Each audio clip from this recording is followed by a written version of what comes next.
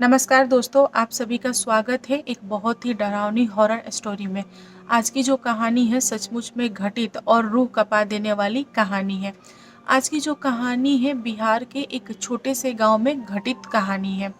बिहार के एक छोटे से गाँव में एक नई नवेली दुल्हन आई थी जिसकी शादी को करीब डेढ़ 2 साल होने को जा रहे थे।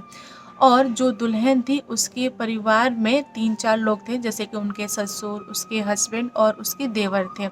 उनके यहाँ सासू माँ नहीं थी, तो जो उसके पति थे घर में बड़े थे और उनकी शादी इसलिए हुई थी कि ताकि घर में कोई काम करने वाली लेडी आ जाएगी तो घर परिवार को चला लेगी। हाल-फिलहाल में ही उनके सास की डेथ हुई थी। तो जो नई नवेली दुल्हन थी उनका काम था घर पे रहना, खाना-पीना बनाना, अपने घरवालों की सेवा-सत्कार करना। और दुल्हन के जो घरवाले थे ये सारे लोग किसान थे। दोस्तों, कुछ समय बाद दुल्हन ने एक बहुत ही प्यारी बेटी को जन्म दिया और घर में पहली लड़की होने की वजह से घर वाले बहुत ही ज़्यादा खुश थे। घर वालों ने पूरे गांव वालों को बुला के भोज खिलाया क्योंकि उनके खानदान में बहुत सालों बाद पहली बार लड़की का जन्म हुआ था। इसलिए जो लड़की के पापा, दादा, चाचा थे सबको खाना वगैरह खिलाया। और जो लड़की थी बहुत ही प्यारी थी, गोरी चिट्टी थी और हेल्दी थी शरीर से। तो घर परिवार सब कुछ सही चल रहा था। कुछ महीने बीते, मतलब लड़की 6-7 महीने की हो गई थी और लड़की के जो पापा थे, चाचा थे, बाबा थे, ये सारे लोग किसान थे। मतलब गाँव में ज़्यादातर लोग किसान होते हैं, खेती वगैरह करते हैं। तो सीज़न था खेती का, मतलब गेहूँ या धान का सीज़न रहा होगा। तो सारे लोग खेत में थे, काम कर रहे थे और इवनिंग का समय था। घर पे दुल्हन और छोटी वाली जो बच्ची थी, घर पे 2 ही लोग थे। तो जो दुल्हन थी उसने सोचा कि मेरी जो बेटी है अभी रो नहीं रही है, मानी हुई है, खेल रही है, तो क्यों ना मैं इसको चारपाई पे लिटा के अपना सारा काम निपटा लूँ। तो खुला आंगन था, वही आंगन में अपने पास ही अपनी बेटी को ऐसे चारपाई पे लेटा दी। और जो बेटी थी बहुत ही प्यारी थी, वो खेल रही थी। और जो दुल्हन थी उसने बर्तन वगैरह साफ़ किया और उसके बाद से चूल्हे पे खाना बनाने की तैयारी करने लगी। और यहाँ पे बेटी खेलते-खेलते अचानक से रोना स्टार्ट कर दी। तो दुल्हन को लगा कि भूख लगी होगी तो रो रही होगी। तो दुल्हन ने बेटी को उठाया, दूध पिलाया, उसके बावजूद भी बेटी रोना बंद नहीं की। अब दुल्हन को समझ नहीं आ रहा था कि आखिर इसको हुआ तो हुआ क्या। और दुल्हन ने अपनी बेटी के पूरे शरीर को चेक कर लिया कि कहीं किसी कीड़े-मकोड़े ने तो नहीं काटा, ना खुला आँगन था, इसको क्या समस्या हो गई, क्यों रो रही है। लेकिन यहाँ पे दुल्हन को कुछ समझ नहीं आ रहा था। यहाँ पर दुल्हन वेट कर रही थी कि इसकी बच्ची के पापा आएँ, चाचा आएँ, दादा आएँ तो हम इसको दिखाएँ कि क्या समस्या है। अगर पेट वगैरह में तो दर्द नहीं ना हो रहा है, वरना डॉक्टर के पास लेके भागेंगे। मतलब ऐसी स्थिति बन गई थी कि बच्ची का जो हालत था ना बहुत ही ज़्यादा बेकार होने लगा। बच्ची के होंठ सूखने लगे और उसके शरीर में तो जान ही नहीं, एकदम बेजान पड़ गई थी बच्ची को। तो जो दुल्हन थी उसने अपने पड़ोसी के एक औरत को खिड़की से बोला कि सुनिए, मेरे पति को बुला दीजिए, मेरी बेटी की तबीयत सही नहीं है, बेटी बहुत ही ज़्यादा मतलब सुस्त पड़ गई है। तो जो औरत थी वो खेतों में गई, इवनिंग का समय था, खेतों में कटाई वगैरह चल रहा था। तो जो बच्ची के पापा थे उन्होंने बोझा वगैरह बना लिया था कि मैं घर पे जो भी बोझा है उसको लेके आऊँगा और सुबह उसकी पिटाई वगैरह हम लोग करेंगे। तो अनाज को पिटाई करके ही निकालते थे, मतलब ऐसे पीट-पीट के पुआल बना के ही अनाज निकलता था। तो इस प्रोसेस में वो लोग लगे थे खेतों में। तो जैसे ही गाँव की जो औरत गई ना, उसने जाके बोला कि बेटा तुम्हारी बेटी की ऐसी-ऐसी कंडीशन है। तो जो लड़की के पिता थे, वे अपने खेत में वैसे ही अनाज छोड़ के लड़की के पिता, दादा, चाचा सारे लोग घर पे भाग के आए। और जैसे ही घर पे लोग आए तो लोगों ने देखा कि लड़की की हालत बहुत ही बेकार हो गई, लड़की तो बेहोश हो गई है। तो गाँव में मतलब जितने भी लोग थे सारे लोग इकट्ठा हो गए क्योंकि इनके यहाँ रोना-धोना चालू हो गया। इन लोगों को लगा कि मेरी बेटी तो अब इस दुनिया में है नहीं। लेकिन गाँव में एक बुजुर्ग वैद्य थे, उन्होंने बच्ची को देखा तो उन्होंने बोला कि नहीं, इसका नस चल रहा है, ये सही है, हम इसको जो बना के दे रहे हैं आप इसको पिला दीजिए, सुबह तक ये नॉर्मल हो जाएगी। और सुबह जैसे ही ये नॉर्मल होगी इसको आप लोग शहर ले जाकर अच्छे से डॉक्टर से दिखाइएगा। यहाँ पर जो छोटी बच्ची थी उसको जड़ी-बूटी जो भी उन्होंने वैद्य ने बना के दिया था, यहाँ पे बच्ची को पिला दिया गया। और जो दुल्हन थी बच्ची को गोद में लेकर पूरी रात जगी और वेट कर रही थी कि मेरी बेटी ठीक हो जाए। यहाँ पर जो उन्होंने पिलाया था उससे बच्चे की आँखें तो खुल गई, लेकिन जो उसका शरीर था बेजान का बेजान ही पड़ा रहा। सुबह हुई और बच्ची के जो पिता थे उन्होंने बैलगाड़ी मँगवाया और बैलगाड़ी पे दुल्हन को बैठाया। पहले के समय में ना ऐसे घूँघट डाल देते थे, दुल्हन घूँघट तानी हुई, मतलब यहाँ तक लग रखी हुई और बच्ची को गोद में लेके बैलगाड़ी पे बैठी। सारे लोग शहर की तरफ निकल गए डॉक्टर को दिखाने के लिए। यहाँ हॉस्पिटल में आए, पहले तो सरकारी हॉस्पिटल होती थी ना, तो वहाँ पे आए, डॉक्टर ने देखा और डॉक्टर ने देखा तो बच्ची के अंदर कोई भी बीमारी नहीं निकली। डॉक्टर को जो भी समझ में आया उसने दवा दारू किया और उसके बाद से बच्ची को भेज दिया घर पे। उसने बोला कि ठीक हो जाएगा। दुल्हन रोते हुए लेके गई, रोते हुए घर पे लेके आई और घर पे जैसे ही दुल्हन आई तो जो दुल्हन के अड़ोसी पड़ोसी वगैरह थे वो लोग बच्ची को देखने आ गए। उसी में से एक बुढ़िया ने बोला कि बेटा हॉस्पिटल तो तुमने दिखा दिया, बैद तो कल रात ही देख लिया, एक काम क्यों नहीं करती, किसी ओझा को बुला के मतलब किसी तांत्रिक को बुला के तुम अपनी बेटी को क्यों नहीं दिखा लेती, ऊपरवार हवाएं भी पकड़ लेती हैं और ये बच्ची इसको क्या समझ आएगा। तो यहाँ पे दुल्हन लगी रोने और उसने बोला कि मैं तो घर के अंदर रहती हूँ, मुझे नहीं पता है ऊपरवार, और मैं बोलूँगी तो पता नहीं मेरे पति इन चीज़ों को मानेंगे कि नहीं मानेंगे, वो बुलाएंगे कि नहीं बुलाएंगे तांत्रिक को। एक काम कीजिए माता जी, आप ही बुला दीजिए।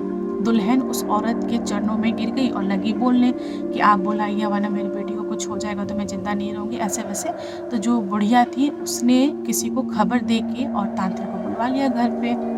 तो यहाँ पर बुढ़िया तांत्रिक को लेके दुल्हन के घर पे आई और तांत्रिक जैसे ही घर पे आया उसने बच्ची को देखा, बच्ची को गोद में लिया तो लेते ही गोद में वो समझ गया कि इसको ऊपरवार हवा ने छू दिया है। और तांत्रिक ने क्या किया कि ऐसे घेरा वगैरह बनाया, उसमें बच्ची को लटाया, मंत्र वगैरह पढ़ा और उसने पानी वगैरह डाला और उसके बाद उसने कोशिश किया कि बच्ची के अंदर जो आत्मा है उससे बात करो। तो यहाँ पर बच्ची बोलना स्टार्ट कर दी और बच्ची के आसपास जितने लोग खड़े थे सारे लोग चौंक गए। अरे इस छोटी सी बच्ची जो कि 6-7 महीने को कैसे बात कर रही है, और बच्ची हंस भी रही है। तो तांत्रिक ने पूछा कि तुम कौन हो, आखिर तुमने इस छोटी सी बच्ची को क्यों पकड़ा, बच्ची है ये तो कोई शैतानी भी नहीं कर सकती, ये तो तुमको इनवाइट भी नहीं कर सकती, तुमने क्यों पकड़ा। दोस्तों बच्ची के अंदर जो प्रेत आत्मा था उसने बोला कि मुझे ये लड़की बहुत प्यारी लगी, बहुत क्यूट है, बहुत ही सुंदर है और ये खेल रही थी तो मुझे इसका खेलना बहुत भा गया, तो मैंने सोचा कि क्यों ना मैं इसको अपनी योनि में लेके जाऊं, मतलब प्रेत योनि में लेके जाऊं। तो यहाँ पर जो तांत्रिक था उसने बहुत जोरों का डांटा प्रेत को और उसने बोला कि तुम्हारी इतनी हिम्मत कि तुम इंसान को लेके तुम अपनी योनि में जाओगे। हाँ, इस बच्ची ने तुम्हारा क्या बिगाड़ा, तुमने क्यों पकड़ा और तुमने कैसे पकड़ा। तो उस प्रेत आत्मा ने बोला कि मैंने मक्खी का रूप लिया क्योंकि इसकी माँ यहीं पे थी, तो मैं इस पर डायरेक्ट अटैक तो नहीं कर सकता था क्योंकि जो माँ थी वो यंग थी और चूल्हे पे खाना बना रही थी, आग के सामने थी, तो जो भूत प्रेत वगैरह होते हैं वो आग से डरते हैं। तो मैंने मक्खी का रूप लिया और धीरे से डंक मार दिया और उससे मैंने इसका खून चूस लिया, जो ताज़ा ताज़ा खून बना था, और मुझे एक बार और मौका मिलेगा ना तो मैं इसको लेकर चला जाऊँगा।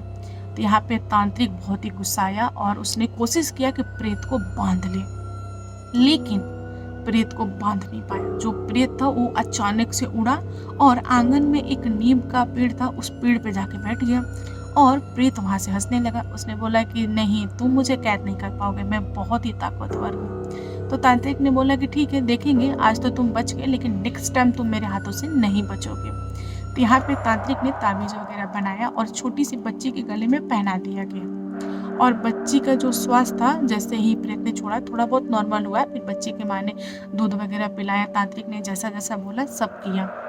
1-1.5 महीने के बाद बच्ची के गले से अचानक से ताबीज गिर गया कि पता नहीं क्या हुआ, बच्ची का शरीर ऐसे ही फिर से अकेला पड़ गया और वो जो प्रेत आत्मा था उसने फिर दोबारा अटैक कर दिया और अटैक किया। बच्ची ने रोना चिल्लाना चालू कर दिया। यहाँ पे दुल्हन को समझ आ गया और दुल्हन ने जैसे ही अपनी बेटी को छूना चाहा, वो जो प्रेत आत्मा था बेटी को उछाल देता था, यहाँ से वहाँ पटका, वहाँ से वहाँ पटका और ये जो दुल्हन थी छाती पीट पीट कर रोने लगी कि आज तो मेरी बेटी बचेगी नहीं, ये जो प्रेत है मेरी बेटी को छोड़ेगा नहीं, ये तो लेके ही जाएगा। दुल्हन ने जाके उस बुढ़िया को बोला कि माता जी प्लीज उस ओझा को बुलाइए, उस तांत्रिक को बुलाइए क्योंकि मेरी बेटी की जो जान है उस तांत्रिक के हाथ में है, आके वो बचाया। फिर से प्रेत ने अटैक कर दिया है। तो बुढ़िया जो थी ना वो लंगड़ते लंगड़ते, पहले के जो आदमी हो जाते बूढ़े हो जाते तो लाठी लेके चलते थे, वो लाठी लेके उस तांत्रिक को बुलाने मानी गई। और इस बार तांत्रिक आया, लेकिन अकेले नहीं आया, वो अपने साथियों के साथ आया और बहुत बड़े से चक्र का निर्माण किया।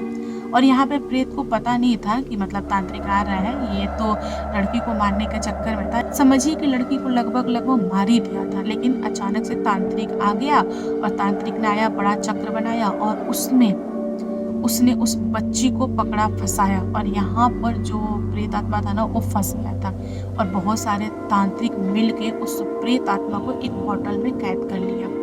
और जितने भी तांत्रिक थे, उन्होंने बोला प्रेत को कि तुमने बहुत गलत किया, तुम किसी बड़े आदमी के अंदर जाते, किसी का खून चूसते तो समझ आता, तुमको कुछ चाहिए तुम मांगते तो हम दे देते, लेकिन तुमने इस छोटी सी बच्ची को परेशान किया है, इसीलिए तुम कैद रहोगे। जब तक तुम्हारी होता नहीं योनि से तुमको मुक्ति ना मिल जाए, तब तक तुम कैद रहोगे, तुम किसी को दोबारा छुओगे नहीं, और मैं तुमको बांध दूंगा किसी पेड़ के साथ।